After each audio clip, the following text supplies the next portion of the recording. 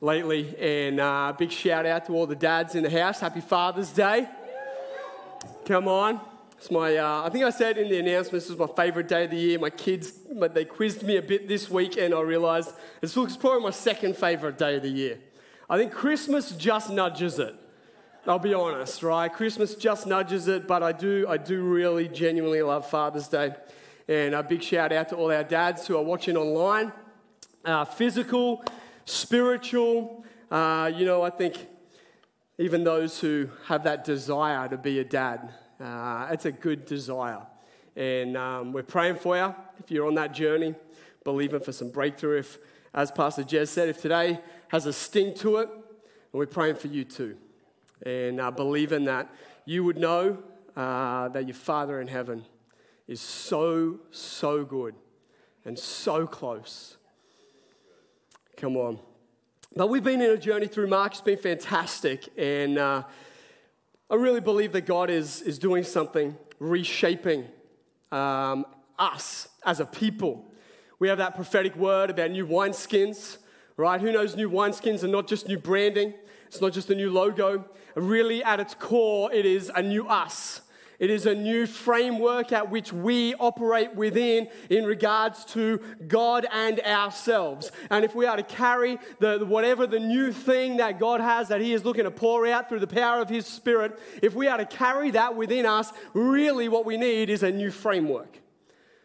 And we need to let go of some of the ways in which we have structured our ideas and our ideologies around God, the church, His people, even ourselves, if we are to step into this new thing that God has for us. And so really felt that going through this book, where really Jesus addresses a lot of that in terms of the Pharisees, that the Holy Spirit would begin to work in us. But along the way, we've thrown some shade on some old traditions. We've thrown some shade on the organ a little bit. So I thought today, just for a bit of fun, because, Pastor Simo reminded us in our little pre-prayer, God's a God of fun, right? He likes to have fun. I said to Will last week, I gave him a little bit of homework. I can't get past my school teacher. I said, why don't you bring a bit of organ back? So he's going to try. I don't know if we've arrived at it yet, but he's going to bring a bit of organ back. Have we got a bit of organ sound? Come on, Will. Bust out a bit of organ. Oh, there it is. Come on. All right. Because it's often not the item of the tradition that's the issue. It's the ideology that it traps you in. Okay? We've had a sub. It's the anointing right there. But here we go. We'll see how we go. We're going to have a bit of fun. When I get a bit worked up, Will Joel is going to play some organ. All right. I get to be a little bit free on Father's Day and talk about sports without getting in trouble for my constant sports analogies. But I don't watch a lot of rugby league. I watch a lot of Premier League, and one's Premier and the other's not. But we'll fight that out later. But I do love the state of origin, right? And if you are, see, come on, woo, feel it.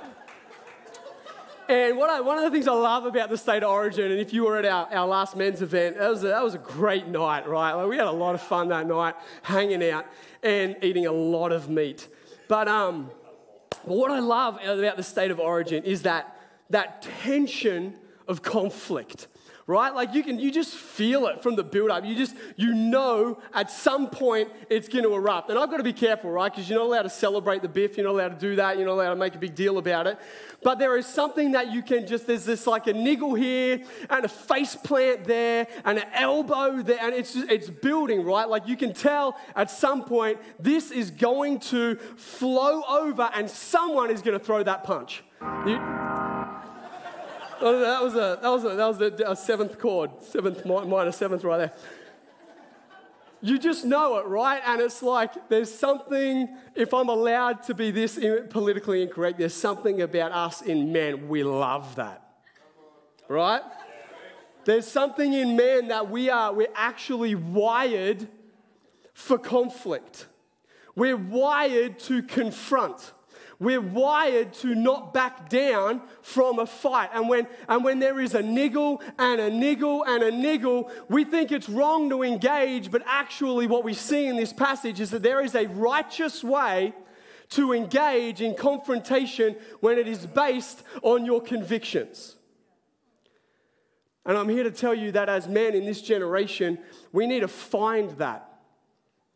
Because we are in a war for truth.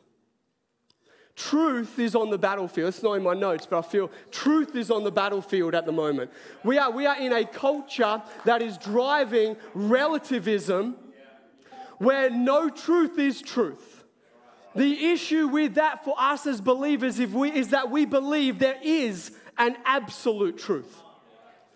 We actually believe that the Word of God, what He says about life and us and Himself is truth. End of discussion. That's it.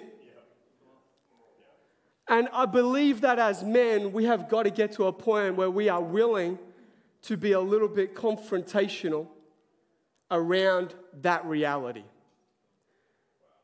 And I believe that we can be led by the Spirit in that so that it is not done incorrectly, but that it is absolutely done in love and truth.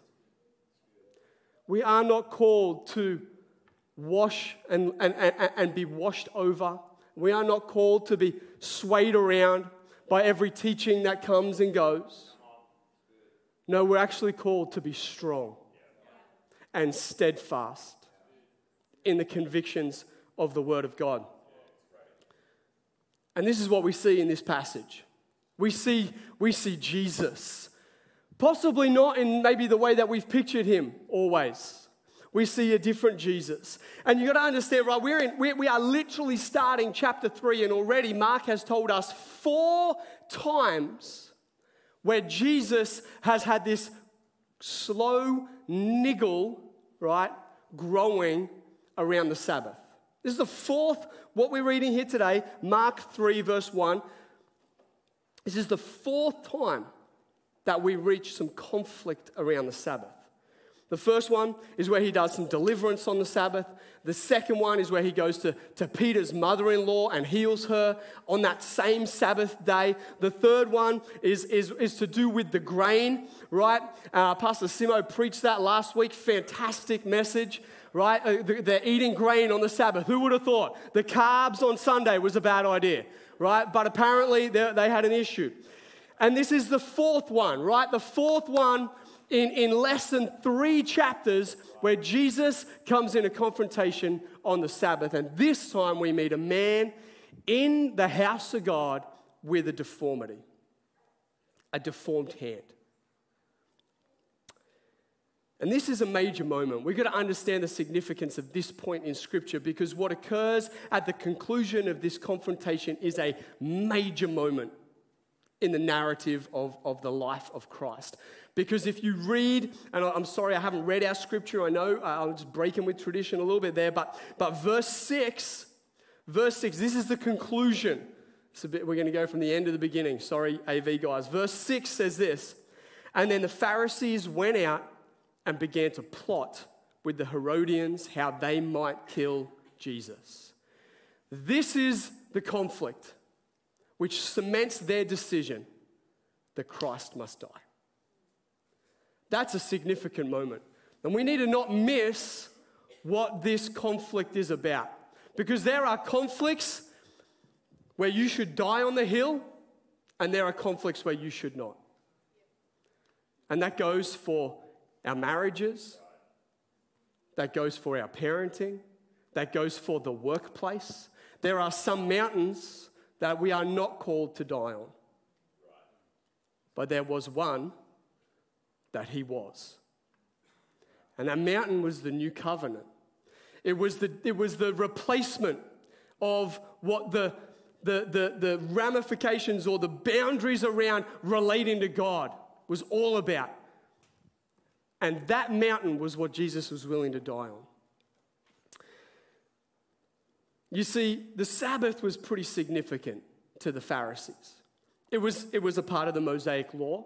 right? We heard this from Pastor Simo last week. In fact, it was commandment number 4. The first one, the first part of the commandments are all about God, right? They're all about how we should approach him. No, and there'll be you worship no other God before me. Don't use my name in vain, right? These are all the first couple of commandments. And the fourth one is about the Sabbath. Remember the Sabbath, keep it holy. Remember the Sabbath, keep it holy. If you want to go back and have a look at it, that's in Leviticus, okay? But more than that, because the law was a part of the identity of the Israelites, this fourth commandment, this Sabbath, was one component of the law that even being under the rulership of someone else, they held to as this marks who we are. This defines us. This thing is so, so important. And they were so wound up in this and its importance because of what it meant to them. In fact, I would say that they had a desperation to keep the law. Why? We've mentioned this a couple of times now. It's because for them, keeping the law meant success. Keeping the law was the one thing they were trying to do more than anything, because if they did that, somehow that was going to trigger God bringing the Messiah to them to release them from the oppression of whoever it was that was ruling them at that time. And they were once again going to walk into the fulfillment of the promises that they had been given all the way back at Abraham. This is what they thought would happen if they kept the law. And so they were pretty keen. You know, they're going to be this blessed nation. They were going to have all of these things. They were going to have a land. They were going to flow with milk and honey. They were going to be blessed to be a blessing. All of these promises they had put on the back of keeping the law, and in particular, the Sabbath. However, when you read that, remember the Sabbath day and keep it holy, most of us have like we go, oh, yes, I want to do that. I want to do that. I want to do that. So we're going to do that. It's going to be great. We're going to get how? How do we keep a day holy? That's a little bit. Like the commandments don't come with hows, right? How are we supposed to keep a day holy? Or should I not? Should I get up early or should I not get up early? Should I pray or should I not? Like, what makes it holy? And this is exactly where we see the shift between the Mosaic law and the Jewish law. And again, Pastor Simo touched on this so well last week, right? Because what they were trying to do is answer how. And by trying to answer how, they came up with 260 extra requirements around the Sabbath. Why? Well, because they had to answer how. Because they felt an obligation to the nation of Israel to explain how they were supposed to keep this day holy. And so we shift from the Mosaic law to the Jewish law. And as Pastor Simo said, the Jewish law had this, for all the engineers in the house, it had a factor of safety built into it, right? We all know about factor of safety, right? We're going to build a bridge. It can hold 20 tons, right? So we think it will possibly have to carry that at some point in its life, so we'll build it to carry 100. Factor of safety. The Pharisees built a factor of safety or a factor of guarantee because they were trying to ensure, they were trying to make sure, they were trying in their behavior to guarantee that the people would abide by what they had to get the promise. So they created this buffer zone, this factor of safety. Trying to guarantee performance. You see, the issue there is that performance is the essential element of religion. And so what they did in doing this was they replaced what was supposed to become a relationship with religion. And they made everything about God religious behaviors. All of these things that you had to do. Ultimately attempting to achieve perfection. It's interesting, right? When we talk about religion, performance and perfection are often interchangeable. To be good at religion requires perfection. It requires a performance. You've got to do it right. And you've got to do it right all the time. And the pressure that comes with that, right? The pressure of religion, but also, I don't know if you realize this, we bring that same attitude into other aspects of life, right? It has the pressure of parenting. I've got to do it right. And I've got to do it right all the time. Or the pressure of being a husband or a wife. Right? Or the pressure in the workplace, like I've got to achieve. You will place pressure on your life wherever it is that you have attributed the definition of success. Whatever you put up and hold up as success in your life will be where you feel the most pressure. And the issue with that is that for the Israelites, it created a shift. It created this shift, right? It's a shift in focus. Because the Sabbath was made for man to focus on God. But when we make something about our behavior, the focus shifts from God to me. Right? Because the Sabbath was supposed to be a time where it was like, wow, God's awesome. You can throw some organ in whenever you want, man. There we go. Like, stop, think, see, taste and see that I am good. That's what the Sabbath was meant to be. There we go, he's got it now. The Sabbath is do nothing, and he still loves me. He still accepts me. Because it's not about my performance, right? But they completely flipped it. They made it all about their performance. And so the Sabbath became this focus on my performance and my behavior, and do I do this or don't I do this? And so the Sabbath no longer was a focus on God. Sabbath became a focus on man. And so now they've all got their heads down, like navel gazing. Oh, don't stuff up. And many of us parent with the same mindset. Don't stuff up. Don't get it wrong. Don't stuff up. Don't do what my dad did. Or my dad wasn't there, so now I don't know what I'm doing. So now I feel pressure anyway. Don't be like my dad. Or maybe it's the flip side. Do be like my dad. My dad was my hero. My dad was awesome. So much pressure to be like him.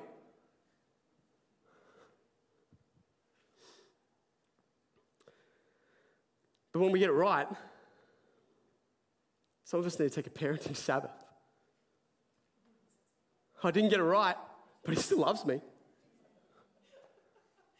You know, I'm in bed this morning, kids come in, and I'm an emotional guy, right? So, like, I'm bawling.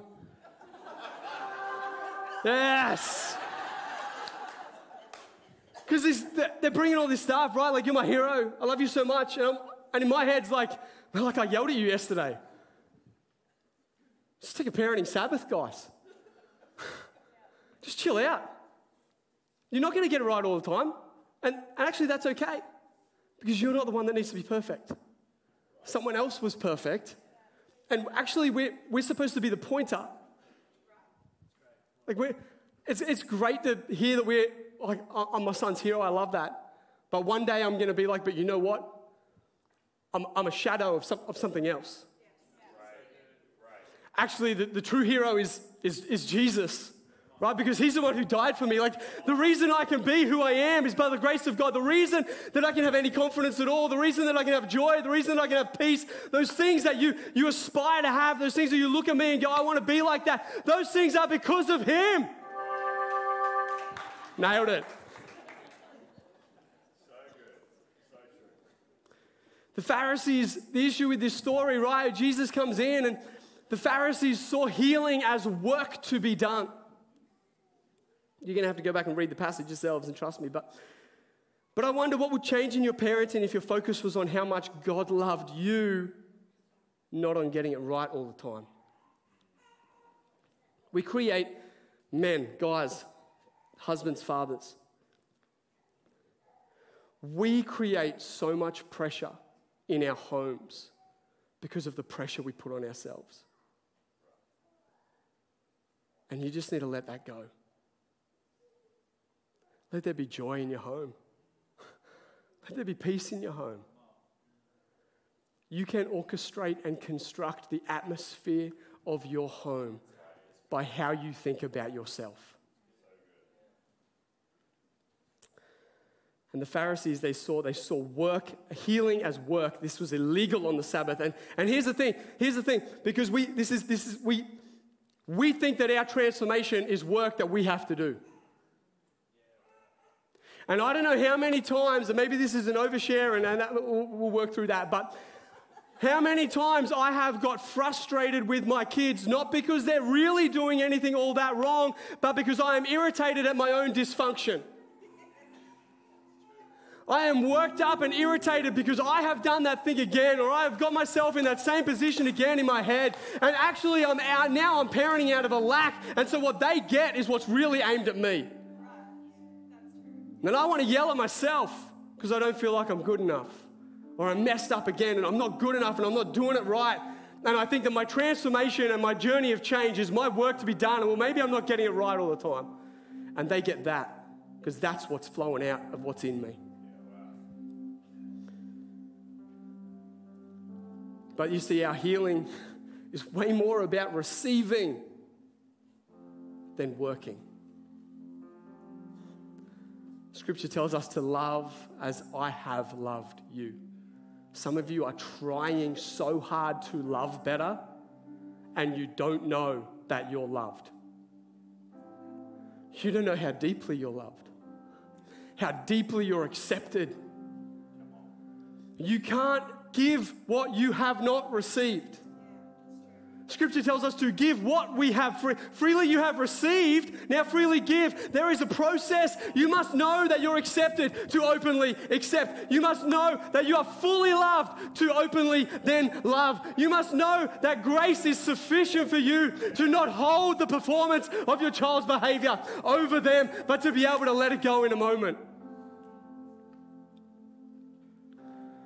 And this is where Boss Jesus steps up, because he is not willing to allow the Pharisees to continue to instigate an ideology of performance when he has come to bring grace. I got a smiley face. This is the confrontation that's been brewing. Jesus is like, enough is enough. This is grace versus religion. This is the cross versus performance. This is the new covenant. This is the wide open arms of the Father versus the restriction of the law. This is a mountain worth dying on. You know, sometimes we see Jesus as meek and mild, lowly, this lowly shepherd with a little lamb on his shoulders, with his little all caring, this little blonde hair, blue-eyed, white, pristine, like somehow it's carrying Sard Wonder soap while he's out in the fields. And there's a blue sash. Where did the blue sash come from? It's not Jesus. We're going to shift our perception of Jesus. Jesus was a man's man. Jesus was rugged. He's an outdoors man. Right? Like we gotta see him with this like, I didn't shave today for purpose. No, I'm just lazy. You know, like he's got this beard, his sun baked outside, it's fit. I like to think Jesus has a six-pack, right? Like he's walking everywhere. He's walking everywhere. He's living off fish, flatbread. It's basically gluten-free, right? Like Jesus is rugged. I was talking to Rachel. She's like, I reckon Jesus was handsome. I do too. I reckon he was a good-looking guy. But you know what else? He was confident, but humble. He was rock solid on his convictions. He was strong, and he was willing to confront. He was compassionate. He was full of love and grace, but from a place of strength and authority. He was disciplined. He was courageous and kind. He's the boss. He's a lion of the tribe of Judah. He's the King of Kings.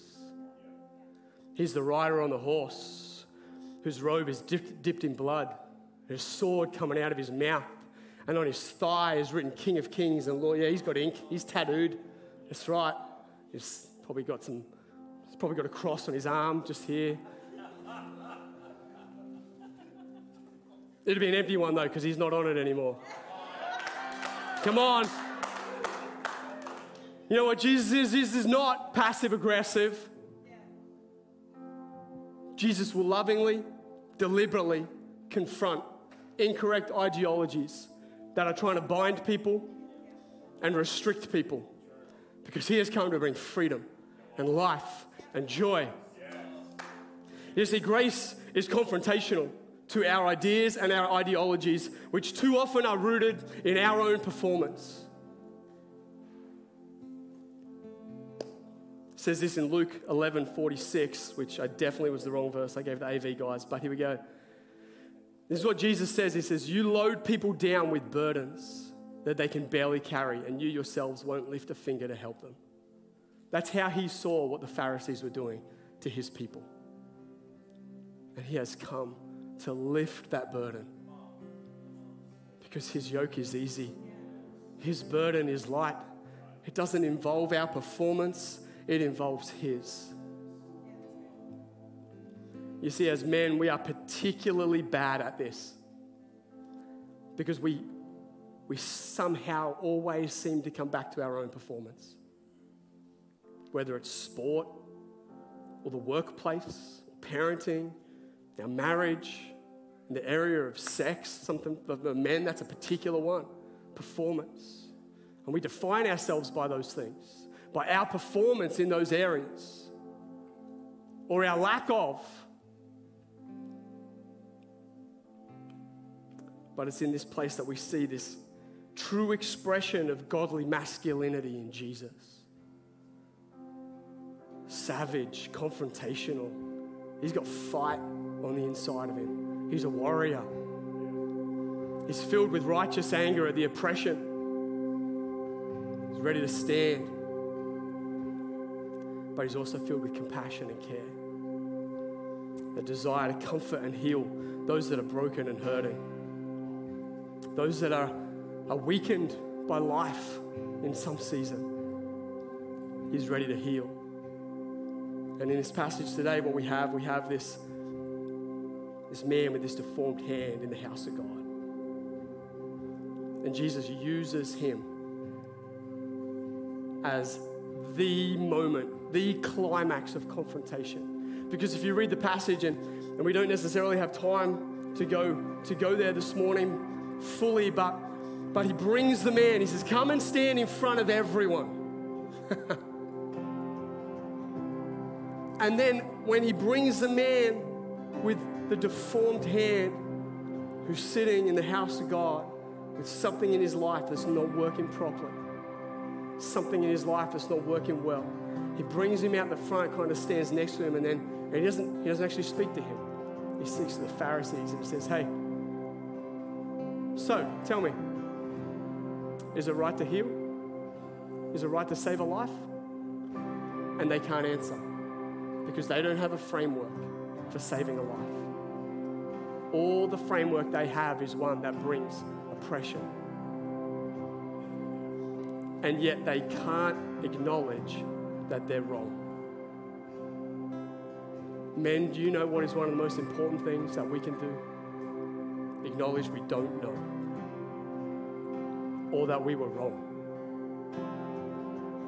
There is a humility that we need that comes not from our performance in terms of our knowing,